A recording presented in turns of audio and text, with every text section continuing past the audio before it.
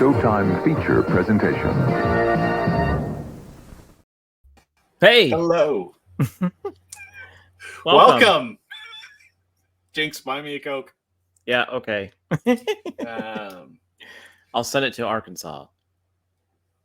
Perfect. Okay. Hello, How are welcome you? to After the Weekend. He's very upset at me because we just recorded another yeah. video. And he wants to continue the conversation from that video to this one. So if you watched our Sandlot review, now you get to see he wants to continue whatever we had on that. So what you want to continue this? All I was saying was, you know, if your ball goes into your neighbor's yard, don't try and plot and scheme to like go over the fence. Just go over, knock on the door, and ask for it back. I was gonna say, if you don't know the neighbor, don't go in their house. Just go into their backyard because it's 2023 and there's lots of weirdos. We have kids who watch this channel, I think. At least with families. There's a lot of weirdos. There's a lot of weirdos out there. Yeah, you're right. We have some of them on our channel, but the tree touched me. All right, well, there we go. So what are we reviewing this time around for our last summer movie of July? We are watching like the summer of all summer movies. The movie of all summer movies. This was like the I feel like the king of the summer blockbuster of the 90s. And I think it also changed how blockbuster movies were. Oh yeah. Yeah, big time. How they were hyped up, how they were done, marketed, who was in them, how many people. Yeah. This had massive marketing, this film. I mean, it was everywhere. And almost to the point of, too, I remember the commercial, like, it was the first time, too, they would show, like, these quick commercials, and the guy would talk real fast, and he'd be like, only in theaters on July 3rd. And I remember me and my cousin were like, wait, does that mean they're only going to show this movie on July 3rd? And if you don't go on July 3rd, we're never going to be able to see this movie ever again? Yes. We're like, we got to go see this on July 3rd. It'd be the end of the world. Yeah. We were terrified. That's what they meant. Yeah. And what movie are we talking about? We are talking about Independence Day.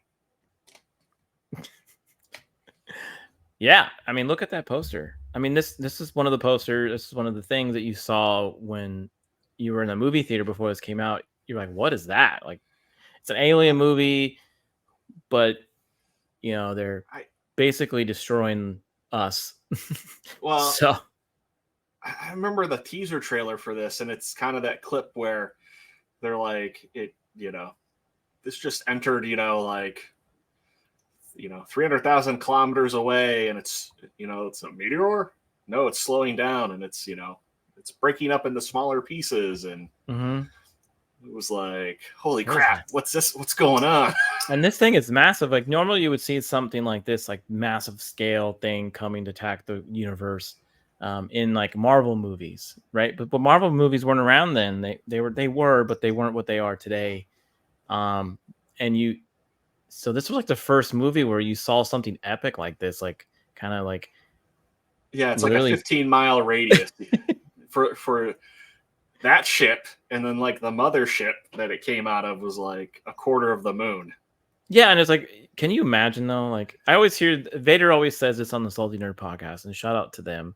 He says anything in this, anything that happens like this coming in our atmosphere or this coming into orbit it would disrupt us anyway, so we wouldn't be able to survive. So that's true. I mean, I was gonna say, I mean, it probably would. I mean, it sure seems like it would have to come in like so slow, and even when it does, it kind of does. I mean, it does come in like super slow, but like, yeah, it's all on fire and everything too, and yeah. I remember when I was a kid, and when I would see a thunderstorm that looked pretty ominous, I would always be like, "Oh crap." Is it them? Yeah. I mean, the other thing too is like not only that, but I'm like, would that like set the atmosphere on fire? I don't know. I'm not a scientist, but I'm going with Vader on this one. I'm pretty sure Then again, Vader's just salty in general, so he is. Big shout out to him.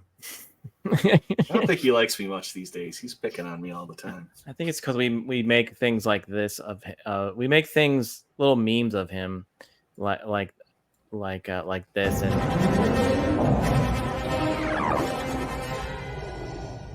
Lord Vader, the fleet has moved out to flight speed and we're preparing to... You have failed me for the last time, Admiral. Captain Piet, Yes, my lord. make ready to land our troops beyond their energy field, then deploy the fleet so that nothing gets off the system. You are in command now, Admiral Piet. Thank you, Lord Vader. You're so happy. I know. No, I feel like he would have killed me instead. Today. I don't know. But, you know, I mean, this is kind of a Death Star, right? That's floating above New York. And the way they zap that thing down into the city, it is ideally almost like the Death Star. Yeah. Now, here's some posters. And here's one of them where we already showed you where it's over New York City. Yeah. And if you look in that poster, if you noticed, way in the back there is the Twin Tower. So, you know, that was... It's a pretty iconic poster just because of that, because those don't exist anymore. Yeah. And then you have the one on the left there where it says July 3rd everywhere, and you've got these disc-shaped things coming to Earth. And everyone, I remember all the ID4 stuff. I'm like, oh, ID4. I never heard of Independence Day called ID4 before. That's pretty cool. Like, Yeah. like you as a kid in the 90s, like, yeah, I'm gonna call ID4 that now for going forward. I don't ever really remember referring to it as ID4. You just weren't cool as me. I mean, I still like when I think about it, I'm like, we still all called it Independence Day, but I do remember, like that abbreviation being on like. Well, if you do any Google searches, if you type ID4, you'll get the movie instead of the actual day. So, by the way, it excited you, right? 'Cause like, oh, what is this? Because they kept it kept it kind of mystery to what it was like, what it was going to be. You had an idea that it was kind of like the World of the Worlds type thing. So yeah, very. I mean, not ET friendly. It was definitely our generation. Yeah, War of the Worlds. That's for sure. And yeah, well, you know, like the other thing too, like this during this era of the '90s, like aliens and UFOs were kind of becoming a very big thing. There was a lot of X-Files. The X-Files, but there was also like they around this time they had done that alien autopsy film that were like, and then you had Unsolved Mysteries. Sometimes they would cover aliens. Yeah, there were a lot of like UFO like specials that they would show on TV, and crop circles too are another thing. So and they creeped me out. Oh yeah, like, a lot of that. Aliens creeped me out when I was a kid. The scene where the alien makes the dude talk, I was like, I can't deal with that. That's I'm out. I'm done. Yeah, that was like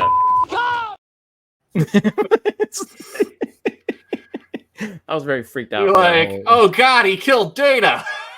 Yeah, pretty much. But this was like you said, it was a big summer movie, and we said earlier, you know, had a huge cast. I'm talking massive. You had, you know, Jeff Goldblum, who just came off of Jurassic Park. Yeah. You had Will Smith, who was becoming this very high profile actor after doing French Prince. French Prince. Oui. I am the French Prince of Bel-Air. Yeah. He was kind of he was becoming the Will Smith that you sort of remember him as today. And then of course you had okay, yeah. So the year this came out, Fresh Prince was ending. So yes, it was its last, and I was excited about that too because I was a fan of that show and I was a fan of him, and I was like, oh, cool. He's in he was in Bad Boys. That's, you know, I didn't really get to see that movie, but he's in a movie that I get to watch. The year before he did Bad Boys, and that was kind of odd because Will Smith still had a very family friendly, you know, like just that his character. Let's put He it wasn't that way. punching people in Hollywood. He wasn't slapping people for saying their wife's name. But you know, Bad Boys was kind of like I totally forgot about that. Yeah, it was kind of surprising that he did an R-rated film. I remember that, but then you know, after this, he did kind of do like a string of like a lot of like PG-13 action films. But yep. But this was his movie. This was his time to shine. Him and Jeff. And then you also had you know, other solid actors in there like Bill Pullman. Yeah. You had Robert Loggia, who just all kinds of like Harry Connick Jr. Yeah, like singing. The kids like well, that was his little cousin from Fresh Prince. I cannot think of what his name was on the show. His name, well, yeah, I don't know what his name was on the show, but that's Ross Begley. And then you had Adam Baldwin. Nikki. That was his cousin Nikki, that's right. Yeah, you had Vivica Fox. Like these were big time, these were people, these were like, if you were to took it was like these were the 90 actors that a lot of people knew. Even Data. I'm drawing a blank now. Who Jeff Goldblum's dad was, but you know, he was from Taxi. Yeah, that was Jude Hirsch. So Judd Hirsch. Judd Hirsch. Sorry, not Jude. Oh my goodness. But yeah, it's just, and you know what made this movie fun was because there was all these little stories, and there was all these groups of people. So you had Will Smith's family, then you had Jeff Goldblum's family, then you had the president's family, and then you had the crop duster's family, and they all came together to, you know, each one of them played a role into saving the world, but they did really well in this movie telling each of those little small family stories. Like, yeah, the kids, I thought their dad was a deadbeat drunk, which he kind of was, but he was kind of weird. Got alien probed. So you got that story, and then you had Will Smith. He was a military guy with he was a stepdad and he wanted to be a father. Then you had the divorced couple and his dad, Joel Goldberg's dad, trying to bring them back together. And then you had just the young president just trying to be a president in the 90s. I don't know, you know, and you know, his wife. So yeah, Mary McDonnell from Dances with Wolves. Yeah, Stands with the fist there. Yeah, it was. They did a really good job of. You never felt lost, so you're like, oh, okay, cool. We're gonna find out what's gonna happen next with this group. They never forgot about. They didn't tell you about a family, and then an hour into the movie they bring them back and like, well, I don't remember these people. They did a very good job of crossing those families up. Yeah. I mean, they do. For how many people are in this, they do a pretty good job. Yeah, and there's even more. There's even more. I couldn't fit them all on screen. Well, yeah. There's so many people in this movie. I was gonna say it's not the strongest character development though in a movie, but I mean, it didn't have to be. But this is a pure popcorn flick. Like this is a movie that just the character development was the family, because a lot of these families were, you know, they were kind of like Will Smith's family. Like, I'm not sure if I'm going to be the father yet. You know, I'm not sure if I want to do this, but then eventually he does. Like, he ends up marrying her and whatever. And then with the kid's dad, it's just like he actually saves the world because, you know, for his kids. So a lot of it's not really necessarily a character, but it's really the family is all coming together, and that's the thing of the end of the movie, where everybody around the world, all the countries, regardless of what our religious beliefs and all this stuff or political things, we all come together to save ourselves from these beings that want to wipe us out. And that speech from Bill Pullman was fantastic. So, like, he could have been an actual president. I was going to say this. I mean this in a positive way, but I mean this movie is absurd. I mean, when you stop to really kind of look at it and everything, but again, this is just a movie that you just watch it, you don't think about anything else, and enjoy it. Though watching this, I'm like, this movie would have been amazing with Nicolas Cage in it. Well, when you watch it as a kid, you don't focus on a lot of the details. You're like, this is awesome. This is amazing. Like, you've got aliens, you got Will Smith saving the day, you got all kinds of, you punching aliens, you got spaceships, you got fighter jets, you got trucks. I was gonna say you got Jeff Goldblum as a hunky cable guy.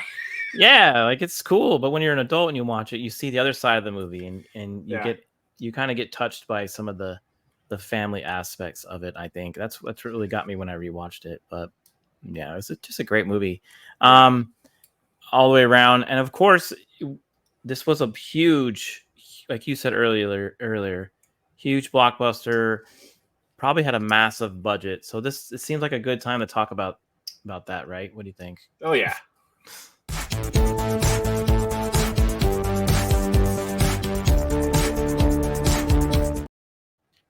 So I'm gonna let you do this because this is your thing. Sure. Well, yeah. Keep that in mind now. Production does not include their marketing budget, but this film definitely changed. I mean, really how we have things marketed today with what they did. I mean, it's funny too because the film that we reviewed earlier this month, The Patriot, was done by the same writer and director, Roland Emmerich and Dean Devlin. But I was going to say, but like leading into like, if you think about the marketing of this, they also did the Godzilla from 1998. Oh yeah, that had like massive marketing to it too. So that was definitely their MO. But essentially, it was filmed the year prior. And you could even say probably a little longer than that because you've got pre-production and even the post there. I could only find filming dates, but it was, released on July 3rd, 1996. I can't remember, but I want to say I was visiting Arkansas when I saw this. And I do think I saw it on July 3rd. I saw this with my older brother.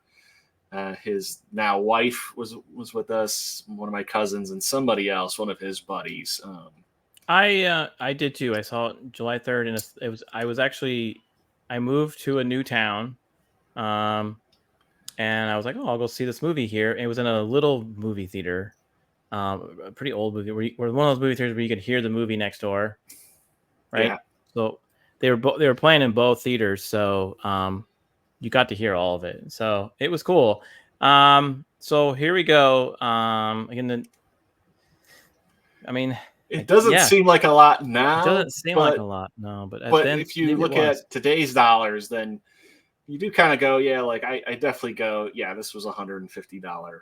But a Marvel film nowadays is more. Like a Disney movie is into the $200 million. Well, you got to remember too. It's funny, as much as they say that CGI, is cheaper. Like, this is a film that it had a lot of practical effects. Like when they're essentially, like, every time they're blowing up like the city, most of that is a practical effect.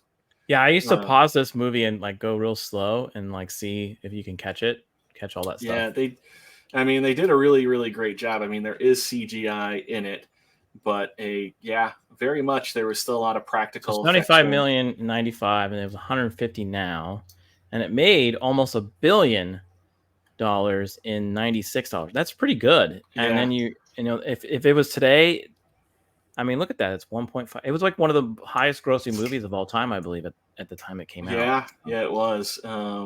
It was huge. It was a really really fantastic movie, and a lot of people. I think I saw it at least 2 or 3 times in the movie theater. So I was gonna say, for like today's dollars, well, even box office, I think this is the highest grossing film we've reviewed. Yes, you are correct. I believe so. It is because we haven't reviewed Avatar, or Titanic. But yeah, here's another scene here where the fighter pilots get bombarded by the alien spacecrafts. So now you kind of brought up the aliens. it was kind of weird too, because like they had a like exosuit on them that was like they were so different looking. Like it was like very much like their actual body kind of resembled what you think of like an alien today, with like oval shaped head, big eyes. Yeah, they But- showed them in the when they're in the like liquid canister. They were kind of Yeah. tiny. But like the exoskeleton was like really weird because it was slightly, I mean, like you could tell like they were like the head was like based off of like a squid's body, and they had like tentacles.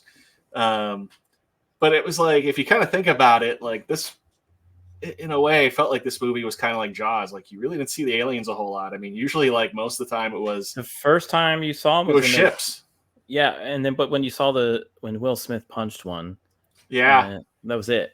And then you saw them later on in the movie when they showed like what they really they actually knew about the government. The U.S. government actually knew about these things before they even showed up, which was funny. That was an interesting scene, right? The president didn't even know that we had. The dad goes on the rant. He's like, you do. But they kept on getting it wrong. So like Roswell in the 50s. Yeah, no. So Well, no, you get there and he's like, who pays for all this? And he's like, you don't think they really spend $50,000 on a hammer? he had a lot of good one-liners. He had like Yeah. so. Even though this movie came out in the summer, it was a big movie. I'm curious to know what else was in the theaters.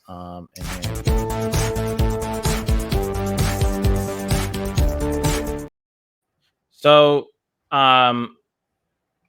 Nutty Professor was the second movie. I remember seeing it like the same time. I think we saw this like the next day. Mm-hmm. Oh yeah, look at that. The Rock, that was another good And one. Eraser, had come out. The Rock's another one. I mean, and Twister. Mission Impossible. We just reviewed that. Yeah, and Twister. We reviewed both of those movies. I know. Like look at this. I'm like, like handful of great movies there. Yeah, you could definitely check those out. We already did reviews on some of those, so that's cool. But that's a fun summer. I mean, think about it, right? You got Twister, Independence Day, The Rock. So those are all some really good. I'm looking at that. I'm like, there's only 2 movies on that list I've never seen. Even Toy Story. Yeah. What movies were they that you haven't seen? Striptease. Okay, 2.5 movies I've never seen. I never saw Phenomenon, and I never saw The Hunchback of Notre Dame. I've seen bits and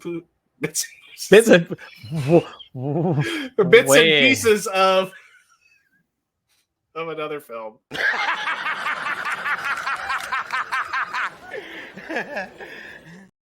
I deserve that.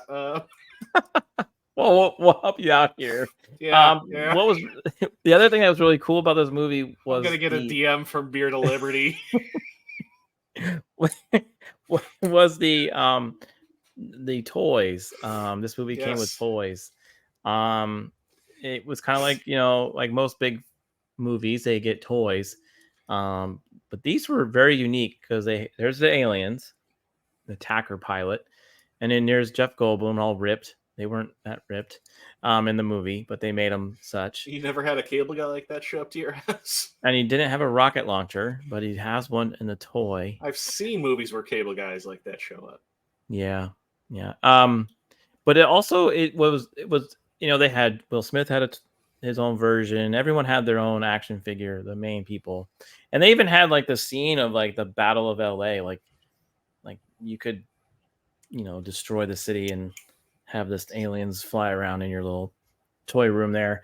It was kind of a cool action. It was a different action figure. It wasn't kind of similar to the alien was different looking. He wasn't really like a Ninja Turtle looking thing, but he was kind of cool. But the people, they almost look like the same body styles. Like, do you remember Power of the Force?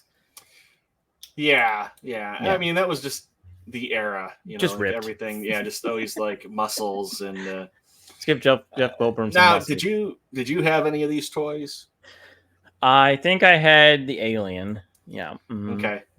I did not have these. Kind of around this time, I I still had action figures, but like I was not really. I don't think I was getting much. I was kind of slowly transitioning out of. Clearly, I have not done that. I was gonna say toys, and I was more like into video games. Yeah. What was cool was you would have liked these if you maybe you didn't know about it, but they had these. Now, folks that are younger than us, they had these things called floppy drives. That's what the save icon is. Yeah, the floppy disk. So the floppy disk, you would take this to your home, you would stick it in your computer, and your system requirements. So look at the system requirements here. You would have to have Windows 3 or better, 3.1. Your CPU had to be an Intel 386. And then you have to have what's the least 4 megabytes of RAM. 4 megabytes of RAM free, not just free. And then you had to have 1.5 megabytes of drive space. A color monitor set to 256 colors, standard mouse, 13-inch monitor or larger, a machine with 3.5 disk drive, because that was the floppy, sound card for full impact audio. So you needed a lot of stuff. I don't think kids had this, but once you put it into the computer, it had mini games on them, and each character had a different mini game. So if you collected them all, you can play all these mini games. And what's really cool is there's people on the internet that have collected them all, and they've turned them into an actual online game that you can go and play these mini games on a website. So which is amazing, right? Because you needed all these things to just do one game. Damn it, our monitor's 12 inches. Can't play it. So yeah, it was pretty cool. It was like a revolutionary idea for toys. Like, we're gonna give you a video game, style. And a lot of the mini games are, you push some, right. That the one at the bottom there, you're kind of looking for the sound, the waves, match the waves, and there's mini games. You stick some lights and bells. So it was fun. But if you're interested, you can definitely find these. Somebody was out Jeff there. Goldblum's cable repair. No, I think his was the installing the virus. In the movie when he installs the virus.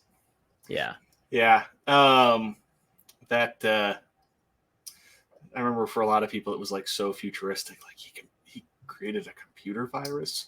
Yeah. And now growing up around computers, even when I watch this, like me, my dad, my brother were all like, nobody would have used a Mac to have done that.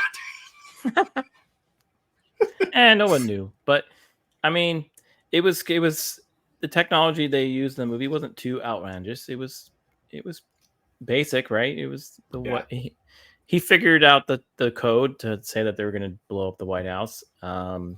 He was like the smart man in the room. So Jeff Goldblum, hey, maybe he could have figured it out on a Mac. You never know. I felt bad for his coworker. He was. Yeah, there were a couple people that did die in this film that I was like, that's not fair. Yeah, like his coworker is like, oh my god, my mom. Yeah, Harvey Firestein. Yeah. He was pretty good. I was like, he's too funny to let him die.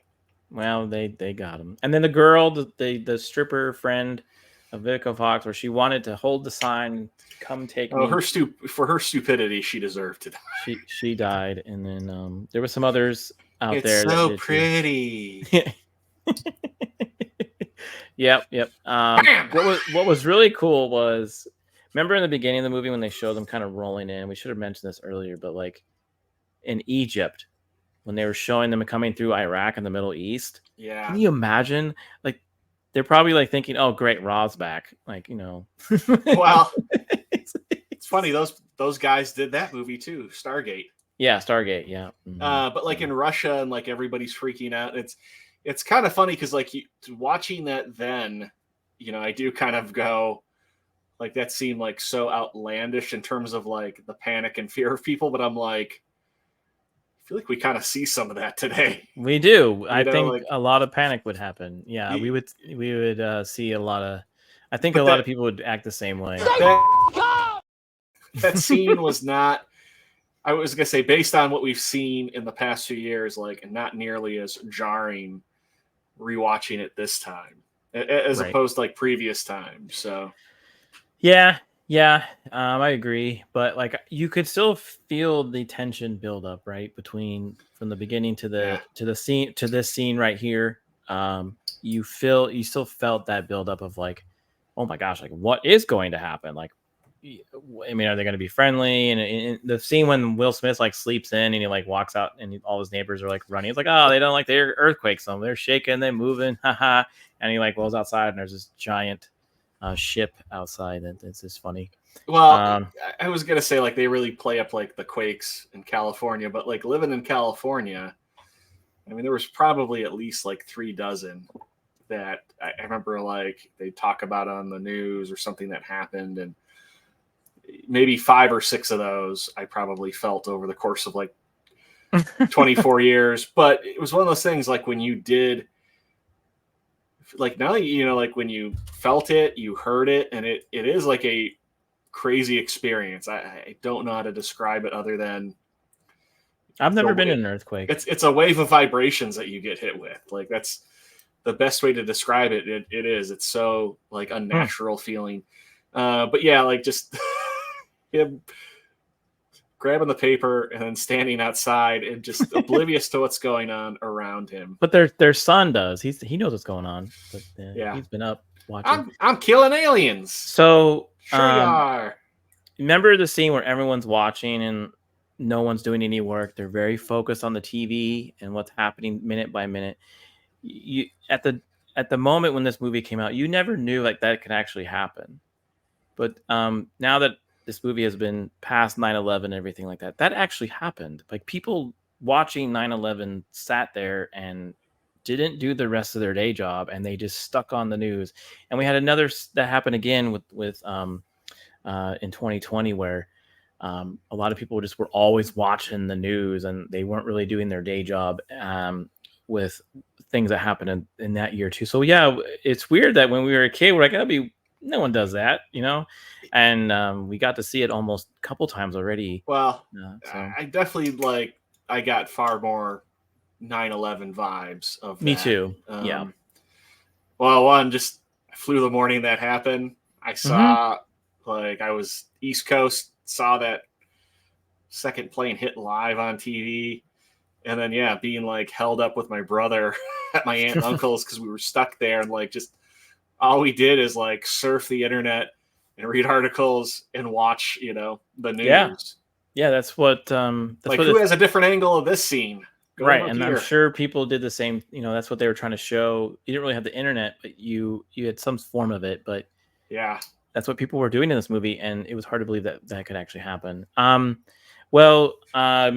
Wait, I also love too in LA. They're like, it was like gang members, stop shooting your guns at the alien ship. Oh yeah, that was funny. Yeah, I mean, why not, right? So the way they end this movie is very cool. Everyone becomes kind of a hero. Will Smith and Jeff Goldblum kind of they take down the mothership with a virus. Spoilers, by the way. And they then you have the crop duster dad that flies his jet into the ship to blow it up. Because his missile wouldn't. He was the last one with a missile, and he got him back. He got the aliens back. He probed them back. Yeah, because he said he was abducted. Well, it's kind of funny. Like I never really picked up on it until watching it this time around too, because he arms the missile. The missile's armed. I mean, like missiles to my knowledge, like right, they're going to go until they hit something. But at the same time, I almost think once they're armed at like some point, I think they potentially could go off. So that was like the other thing too. I was like, he was, like unless he like ejected, like he was going to have to do. He was going to have to do something. Now, have you ever watched any like the deleted scenes? Maybe at one point in my life. So do you want to know what the original ending to that was going to be? Do we have to put the spoilers thing up again? Well, I mean, I think we kind of said it. But because he was a drunk, and there's a scene where they're like, "Hey, we're short on pilots. Who has flying experience?" And because he was drunk at that point still, they don't let him go up, and he ends up, because he was towing it, he ends up taking his crop duster and strapping a missile onto the crop duster and flying it up into and it just it doesn't work. But if you have the DVD, I'm sure the deleted scenes are on there and you can find that. Wow. So let me ask you this: when you saw that scene when he went up to for the very first time, were you very excited in the movie theater? Were you like? Everybody was cheering, but I was gonna say, rewatching it again, I'm like, that was definitely kind of like somewhat emotional to watch now as a parent, though. Yeah, so I'm saying, like, you different now, right? This Yeah. movie's very different as an adult, but as a kid, you're like, yes. But yeah, for being a popcorn flick, but I mean, just because he's got that photo of his kids in the cockpit and he looks at it, and again, for being a drunk, not the greatest parent, right? I mean, essentially they're modern day nomads. Mm-hmm. His kids are in the trailer, and that's all they do is they just travel around. But he loves his kids, and he wants to be their hero. And it was like, when you really kind of stopped in that moment, I'm like, it's like very touching. Yeah, it is. It is. Yes, it is. And you feel for him, but there's also other instances like that, like the speech from Bill Pullman. It's just like, wow, like I would jump in a fighter jet right after that. And then you have Will Smith getting married. That was touching there. And then when they all came back, right, they were thinking, oh, great. And the other sad part too was the president's wife passed away. Yeah. Even though she got to come back to see him before she did, but that was also kind of when touching. They do get married, and she's kind of like, she just, I'm sure it was like a dress, whatever dress she was able to get her hands on, she puts it on, and she's with her son. She's like, how do I look? And he's like, all right. Look, that made me think of my kid. I'm like, that's totally my kid's reaction to that. Yeah, that kid was funny. I remember that kid. He was always fun in movies. But yeah, so my final thoughts on this movie is, if you want to watch it again, watch it again. I know there was a second one. I don't know if it was. I never saw the sequel. I was like, too much time has passed, I feel like, for me to be excited. I mean, it was 30 years later. 20 years later. Yeah, whatever. But 20? It was okay. Who knows? But it was fun rewatching. I would definitely watch it again. This is one of those movies, and I remember when I was a kid that when I got the VHS, I literally watched it all the time. So I knew all the scenes and I was ready for what was going to happen. But it's a fun movie. It reminds you of a few actors, what they used to be, and it's kind of neat. So it's my final thoughts. Like, yeah, definitely go rewatch this. Definitely watch it. I agree.